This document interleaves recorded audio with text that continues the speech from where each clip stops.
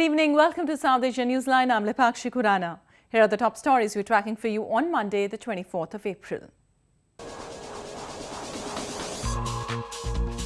Afghan Defence chief resigns over Taliban attack on a military base.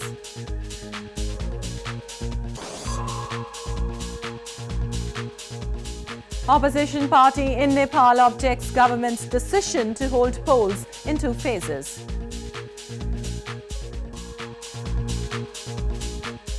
And car rally to promote tourism attracts enthusiasts in India's Kashmir.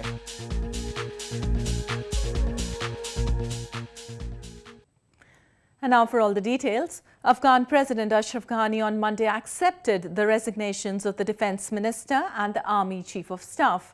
This came after Friday's deadly attack by the Taliban on the Afghan National Army headquarters in Balkh province, which claimed at least 150 lives.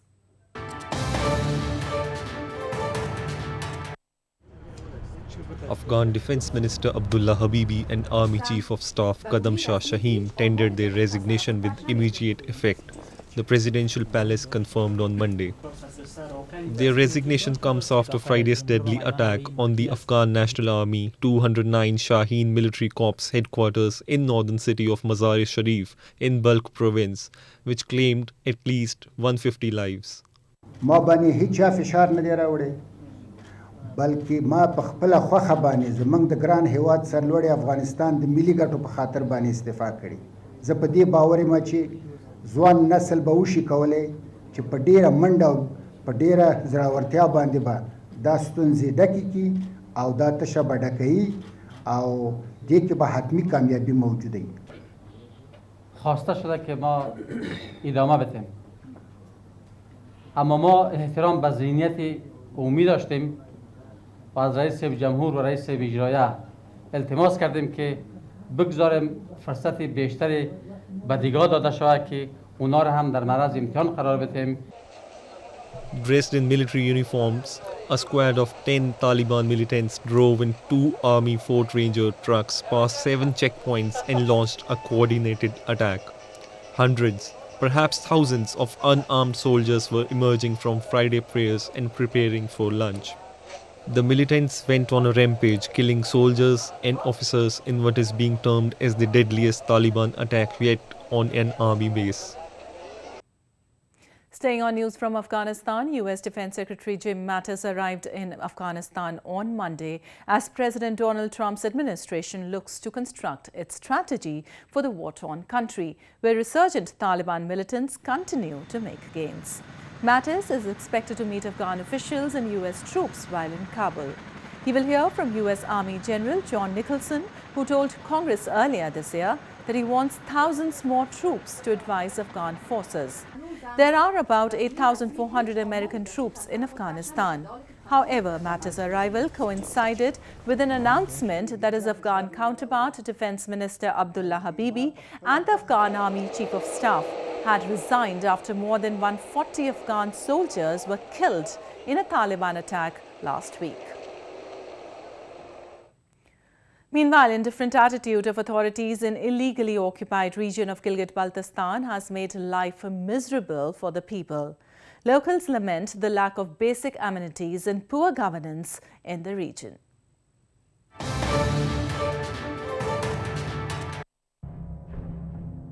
People of Gilgit-Baltistan for decades have been suffering at the hands of authorities governing the region. They have been plagued by several problems such as lack of basic amenities, poor infrastructure and low standard of living. Locals blame the corrupt system of administration for their plight. Baltistan की बात करें तो यहाँ पर कि 6000 megawatt बिजली पैदा की जा सकते हैं। इतना कैपेसिटी होने के बावजूद भी गिलगित बल्तिस्तान में हुकूमत काम नहीं कर रही है। इस वजह से यहाँ पर लोड शेडिंग हो रही है, लोड शेडिंग का सामना करना पड़ रही है।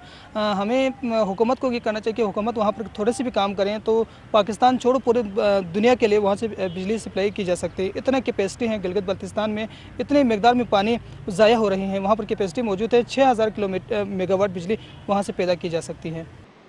While acute power shortage has been a primary concern, poorly maintained medical sector of the illegally occupied region has added to the troubles of the people.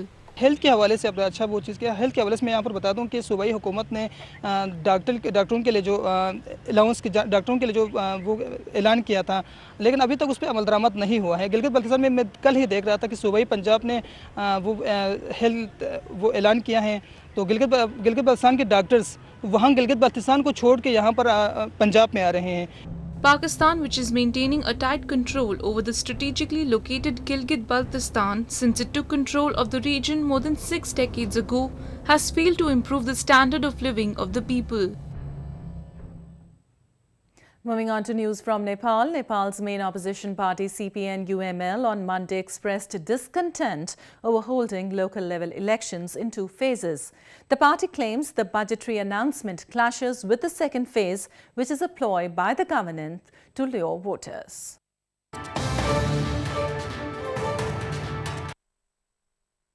The main opposition of Nepal, Communist Party of Nepal Unified Marxist-Leninist or CPN-UML, expressed concerns and objections over the government's decision to hold local polls in 2 phases on Monday.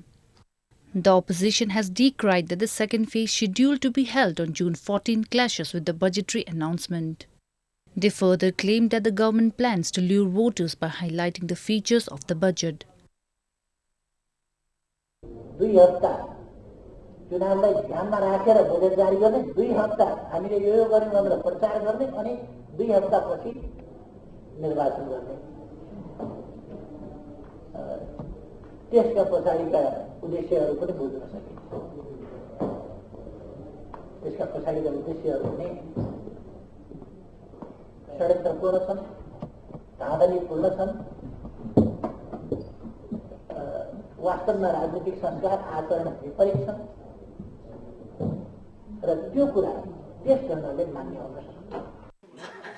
Meanwhile, the government is preparing to table a new revised constitution amendment bill on the parliament today. This comes a day after CPN-UML party chairman KP Sharma Oli met Prime Minister Pushpa Kamal Dahal and discussed the issue of holding the local polls in 2 phases. In Sunday's meeting, the 2 leaders discussed about revising the constitution amendment proposal to address the demands of the agitating Madhesi parties. In news from Maldives, in a ghastly incident, a Maldives blogger who frequently satirized the country's political and religious establishment has been stabbed to death in capital Male. 29-year-old Yamin Rashid was found with multiple stab wounds to his neck and chest in the stairway of his apartment building. He died soon after he was taken to the hospital.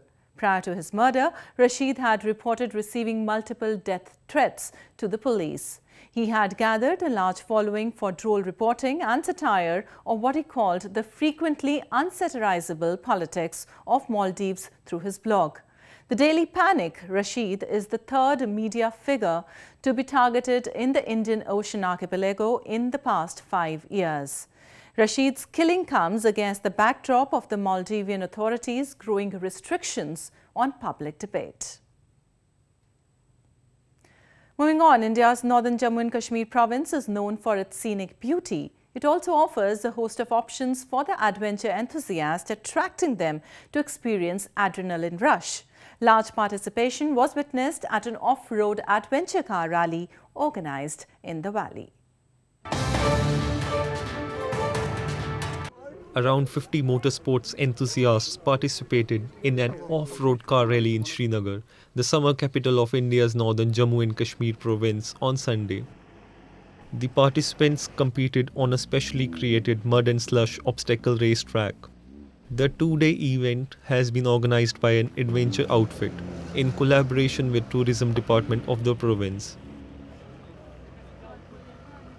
Adventure tourism in the sense के कश्मीर में काफ़ी सारी ऐसी जगहें हैं जहाँ पे लोग नॉर्मली जाते नहीं हैं, इसलिए क्योंकि वहाँ की शायद रोड्स थोड़ी डिफ़िकल्ट होती हैं और कार्स नहीं जा पाती वहाँ पे. But I think with 4x4 vehicles and with events like this happening in Srinagar, so it would definitely boost off-road adventure tourism in the state.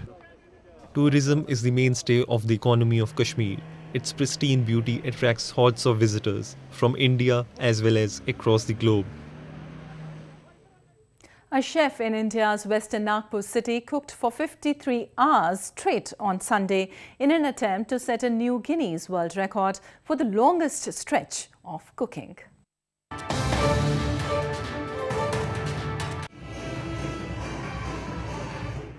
The chef Vishnu Manohar started cooking on Friday morning and broke the previous record of 40 hours set by an American chef, Benjamin Berry, in March 2014. A huge crowd of supporters gathered at the venue to cheer Manohar, a celebrity chef. He prepared a total of over 750 dishes using 8 stoves at a time with 15 assistants. Manohar admitted that he was apprehensive ahead of attempting the record, fearing he may get tired and will have to give up. ये record बनाते समय पहले मैंने 45 घंटे की practice 3 बार की थी, non stop बैठ खड़े रह के खाना बनाना, शूटिंग करना, और ये टास्क हो गया। मैंने बहुत ज़्यादा मेरे को लगा मुझे कि आधे में छोड़ना पड़ेगा या मुझे नींद आएगी, तकलीफ होगी, वो कुछ हुआ नहीं, और एंड ऑफ द डे आज रिकॉर्ड हो गया। मैंने 52 घंटा कमिट किया था, तो 53 आवर्स का वो रिकॉर्ड हुआ। According to Guinness rules, Manohar was allowed a break of 5 minutes after every 2 successive hours of cooking. He started preparing for the event a month ago, cooking non-stop for 45 hours 3 times. Among other preparations, Manohar's nutritionist put him on a protein diet to maintain high energy levels. Well, that's the way it was in South Asia this evening. Before we conclude, the top stories once again. Afghan Defence chief resigns over Taliban attack on a military base.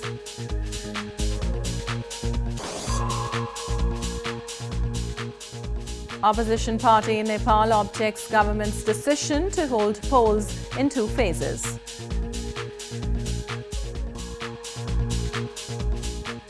And car rally to promote tourism attracts enthusiasts in India's Kashmir.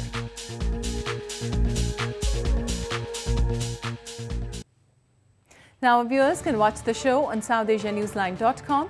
You can also visit us on Facebook.com/SAsiaNewsline and follow us on Twitter @SAsiaNewsline. Well, that's all in tonight's edition. We'll see you same time tomorrow. Good night.